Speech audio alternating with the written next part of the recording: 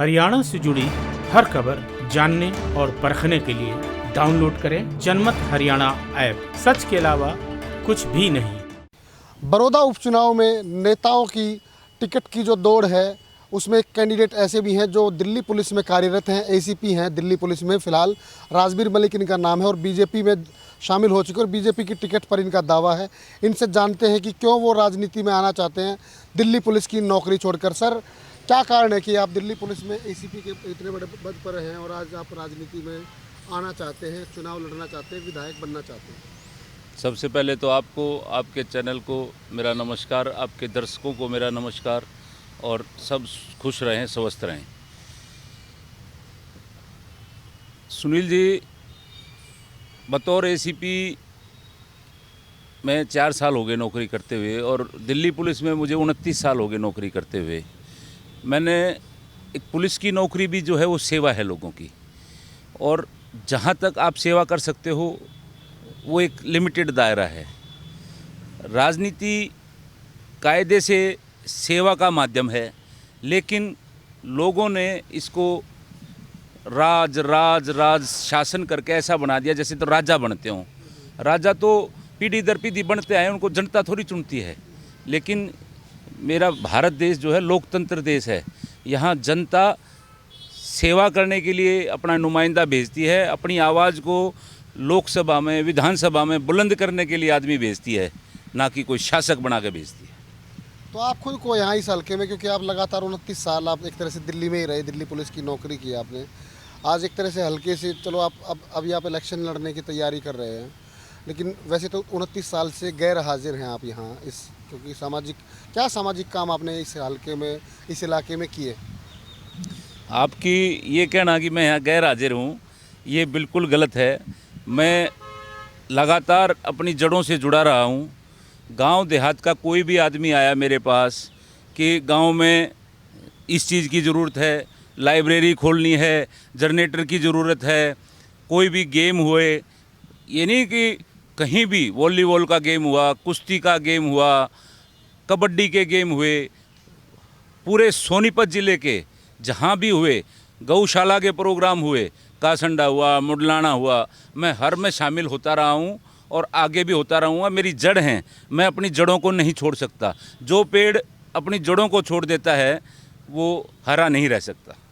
2 ही पार्टियों के लगातार विधायक यहाँ से जीतते रहे, 67 से लेकर और आज 2020 तक लगातार 2 पार्टियों का यहाँ पर इस बड़ौदा हलके में शासन रहा। आज सबसे ग्रामीण हलका बोला जाता है बड़ौदा को और सुविधाओं का ऐसा टोटा है इस हलके में। आप क्या मानते हैं, कांग्रेस की कमी रही या फिर इनेलो ने भी काफ़ी बार इस सीट को जीता लगातार? किस पार्टी की कमी रही? कमी की बात यह है कि जो बड़ौदा हलके के लोग हैं ना, बड़े भोले लोग हैं, बड़े सादे लोग हैं।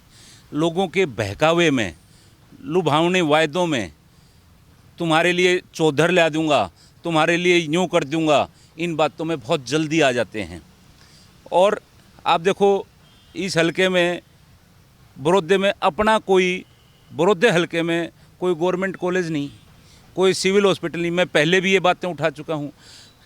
हरियाणा सरकार को अपनी जन सेवा फाउंडेशन के माध्यम से 17 मई को हमने मेल भी करी। उसके बाद देखो कल हमें रिजल्ट मिल गया। हरियाणा सरकार ने 2 गवर्नमेंट कॉलेज लड़कियों के लिए, एक बड़ौदा और एक भैंसवाल में सैंक्शन कर दिया। हम हरियाणा सरकार के बहुत बहुत आभारी हैं।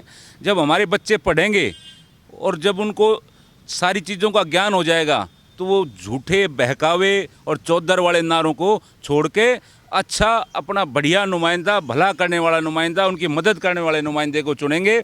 और आपने एक सवाल और करा था कि आपने क्या किया हल्के के लिए। मैं पिछले 2 साल से सेक्टर 23 रोहतक में, मेरे कुलीग हैं, साथी हैं दिल्ली पुलिस के 2-3 लड़के, हम मिलके एक कोठी सेक्टर 23 में किराए पे लेके 70 बच्चे हमने वहाँ पे, गरीब बच्चे, irrespective of any caste and creed, किसी जाति किसी धर्म से सारी चीज़ों को दूर करते हुए हमने उन बच्चों को वहाँ रहने की सुविधा दी। फ्री ऑफ कॉस्ट वहाँ पढ़ने की सुविधा दी, उनको कोचिंग भी दी, खुद पढ़ाया। जो मेरे कुलीग हैं उन्होंने भी पढ़ाया, मैंने भी उनको मोटिवेशन के लिए उनका साथ दिया। हर महीने 15 दिन में मैं उनसे मिलता रहा। बच्चे बहुत बूस्टअप थे। आपको यकीन नहीं होगा कि 70 बच्चों में से हमारे 55 बच्चे Delhi police constable, Haryana police constable, Chandigarh police constable, army, railway, यहाँ सिलेक्शन हो गया। आपका हल्के को लेकर विज़न क्या है? अगर चुनाव लड़ते हो, टिकट मिलती है, जीतते हो तो उस सूरत में, और अगर टिकट नहीं मिलती है तो एसीपी राजबीर मलिक क्या करेंगे? मैं जन सेवा के काम जैसी तत्परता के साथ कर रहा हूँ वैसा ही करूँगा। एडमिनिस्ट्रेशन का मुझे काफ़ी अनुभव है, सरकारी अधिकारियों से काम कराने का मुझे बहुत अनुभव है, कैसे काम किया जाता है वो मुझे अनुभव है।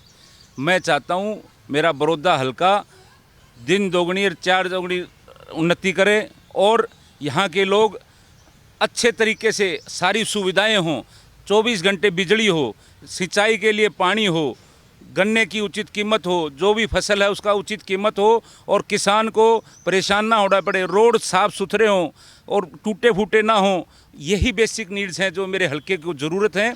और मैं विश्वास दिलाता हूँ अगर मुझे मौका दिया गया तो जो समय 4-4.25 साल का बच रहा है, इन सारी चीज़ों को एक मुश्त में पूरा करूँगा। मेरा और कोई ध्येय नहीं है, मेरा ध्येय है गरीब और बच्चे जो मेरे देहात के गांव के, उनको ऊपर उठाना, उनको आगे बढ़ाना। टिकट नहीं मिली तो आप क्या करेंगे? आप टिकट मांग रहे हैं, बीजेपी से टिकट मांग रहे हैं। फिर भी हम जो पार्टी डिसाइड करेगी, पार्टी के हर डिसीजन का सम्मान करेंगे और अच्छे आदमी को जो है चुन के भेजेंगे। हमने कोई उसमें वो नहीं किया कि मैं बीजेपी या वो, जो अच्छा आदमी आएगा उसको चुन के भेजेंगे और सपोर्ट करेंगे बढ़िया आदमी का। आप देखो पिछले 6 साल से इस सारी रोड टूटी पड़ी हैं, अब रोड भी बननी शुरू हो गई, धीरे धीरे सारा काम होगा। लेकिन जो विधायक खुद होता है उसके हाथ में बहुत कुछ होता है, उसकी अपनी ग्रांट भी होती है। ये नहीं कि भाई शासन अब कुछ उसका है और मैं विधायक दूसरा हूँ, मैं नहीं कर सकता। एक आदमी के अंदर खुद में दम होना चाहिए, करने का इच्छा शक्ति होनी चाहिए।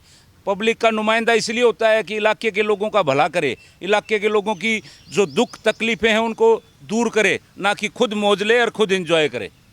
राजनीति के आगे, राजनीति के पीछे, हर हलचल को जानने के लिए हमारे YouTube चैनल जनमत हरियाणा को लाइक करें, सब्सक्राइब करें और अपडेट रहने के लिए बेल आइकन दबाना ना भूलें। देखते रहें जनमत हरियाणा, सच के अलावा कुछ भी नहीं।